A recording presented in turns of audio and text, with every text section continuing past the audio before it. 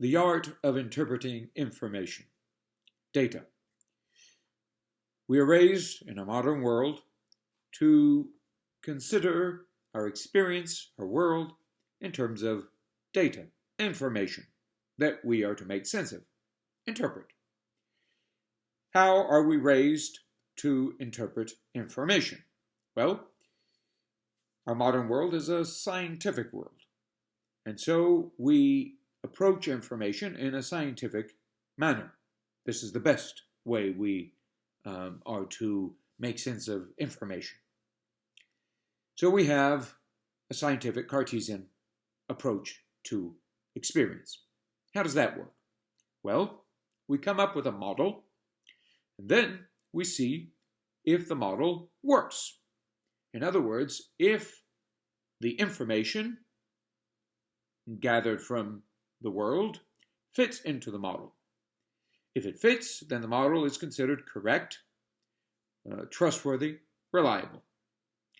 If it doesn't fit, then we have to change the model to fit the ever-changing data. And here's the key, ever-changing data.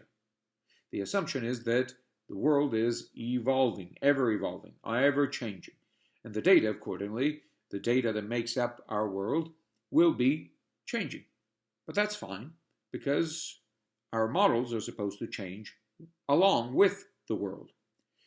And so we go on making models that have to make sense of information as it comes along. Is there an end game? What's the point of all of this? To keep nature in check, to keep the world of data in check, so that we can ultimately live in a great model, a model of models with all of its subspecies that allows us to make sense of life. So the models have to keep up with the motion of matter in the terms of outlined, for example, by Hobbes. So this is a closed system. It's an evolving, ever-changing, and yet closed, immanent system that we live in. Again, what is the end game? Is it simply to keep up with the ever-changing experience? Not quite.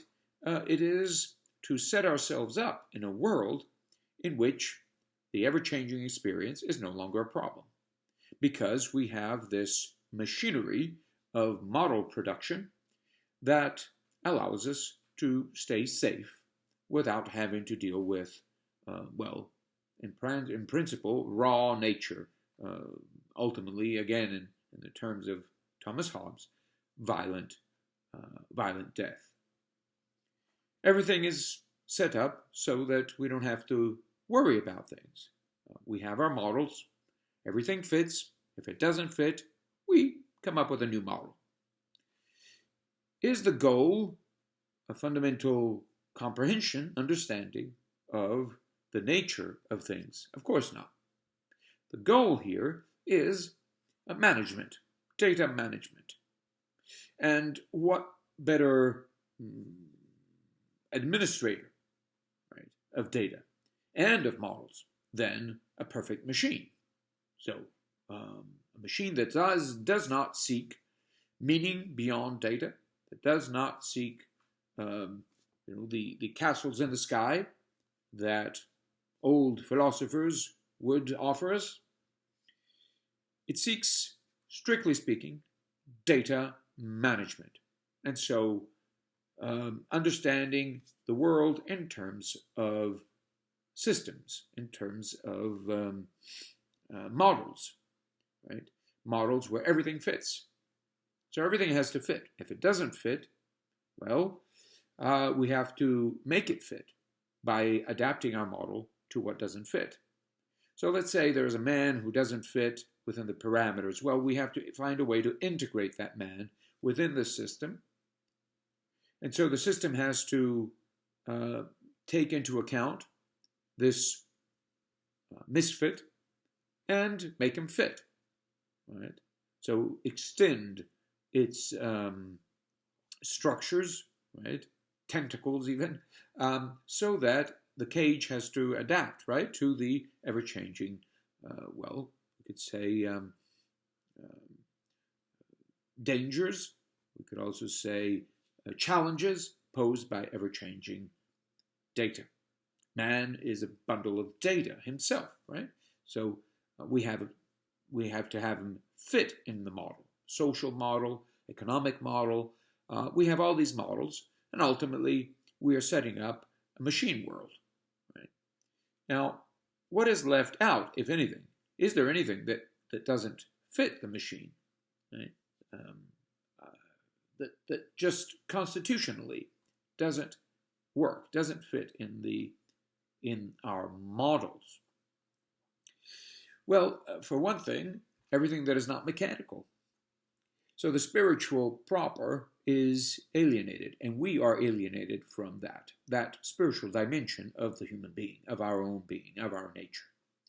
So as we try to work along with these models, we find ourselves dehumanized, alienated from our own, own rootedness in what is altogether beyond data. Beyond data, beyond, therefore, our models, our Cartesian mechanistic models. Right. Ultimately, everything is set, and once we are completely alienated from our spiritual nature, what do? Well, we find ourselves to be somehow altogether in line with our models. So we're part of the system. We're part of the machine. As part of the machine, we adapt to the ever-changing. And the ever-changing is ultimately considered, aside from any kind of model, a vortex in classical terms, Epicurean materialist terms. There's no boundary. We're talking about reality aside from all possible models. And so we have the ever-changing. Ever-changing is chaos. So ultimately, once we have eliminated all of the whole dimension that is of man, that is purely spiritual, we end up with man in the machine, as an integral part of the machine, that is to reflect, ultimately, chaos. So that is what we have today with technology that is supposed to be a manifestation or reflection of chaos. It's chaos management. Right? And chaos management, of course, does not tell us if chaos management at some point will not require the elimination of certain elements within the system. This elimination might be required for the sake of the system as a whole. The system as a whole might require the elimination of man, for example, not only in its spiritual valence, but also in its physical valence, shall we say. So man, as a detected element of the system, might have to be eliminated for the sake of the system as a whole, the system that has to meet, again, the challenge posed by the vortex, the ever-changing world, universe.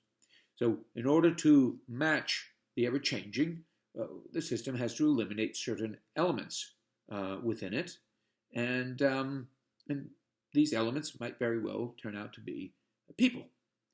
So the human is entirely expendable at this point. But in fact, at this point, the system, you would say, well, what's the point of the system if it gets rid of the people? And it turns out that the system would have to then, once it gets rid of everything that is human, would have to say, well, so to speak, look, I have to match chaos entirely, and chaos is destruction. So the system has to go into a default self-destruction process. So this is the end game of this Cartesian world. Now, what is the alternative? One might say we're so unaccustomed to seeing outside of this machine that we say, well, what is the alternative? And the drawing that we have here points to the alternative. Now, here we have this flower, this fellow who is trying to grasp the flower. The flower is a matter of data, something you can grasp. Right? But on the other side, we have another kind of flower. It is rooted in heaven, so in the heavens of the mind. So what we have here is an understanding of the world of experience in terms of a mirror of fundamental spiritual realities, so intelligible, psychic, if you like, problems, something that is altogether beyond quantification. So we have quantities, so to speak, that are mirrors of qualities. And these qualities are not merely models, but the model will reflect the fundamental qualities. In Platonic terms, this means that art reflects ideas. And art picks up this material that we have. So we say, well, consider a painter, right? He picks up the colors, the pigments, the oil, and the brushes, and the canvas, or the support, at any rate, for a painting, and then he makes something out of it. Right? We could say that we eat food and we ingest it, right? So we digest it to make something good out of it. We behave well, we do good things with the resources that the food has provided us with. So he said, well, quantity is not to be integrated in a model. No, it is to be received. We are given the quantities for the sake of a transformation. We transform it into art. And this art is not supposed to be a cage for the quantities. It somehow,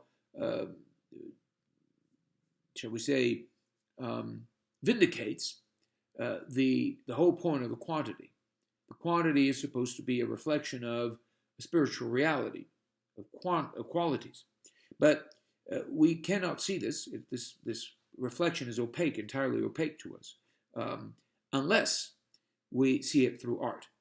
So it is through our poetry, our art, our creations, properly understood, not as models to have the motion of matter fit, but as reflections of the spiritual, that we finally can live outside of the machine. We live outside of the machine in the respect that the material at hand, everything that is out there that we can grasp, we don't simply grasp mechanically, but we receive it for the sake of integrating it. So with reconnaissance, with gratitude, we receive it for the sake of doing something good with it. And so this good becomes a model that reflects the spiritual world, the eternal world of ideas in Platonic terms. So this is the alternative, the poetic life, the alternative to the mechanistic life, the life of compulsion that feeds into the machine, that ultimately, as its end game again, has universal self-destruction. So here we have it. Where do we stand today? How many of us have fallen prey to the demon, the demon's lure, the Faustian promises? How many of us dare, being touched by the light, dare turn around and be restored in a poetic life?